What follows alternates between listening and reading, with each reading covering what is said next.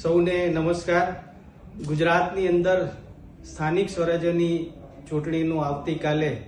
એટલે કે તારીખ 26/4/2026ના રોજ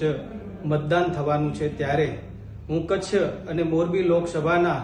તમામ મતદારોને અપીલ કરું છું, અમારી ભારતીય જનતા પાર્ટી દ્વારા જે અમારા ઉમેદવારો છે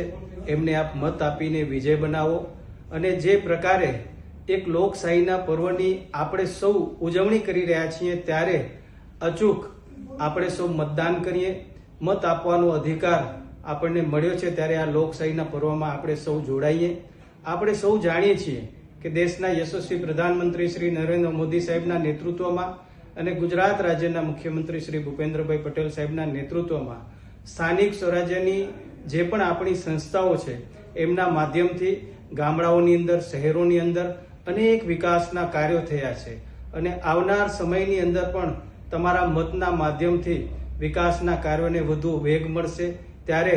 ફરી એકવાર હું આપ સૌને વિનંતી કરું છું, કચ્છ અને મોરબી લોકસભા ક્ષેત્રની અંદર 2 મહાનગરો,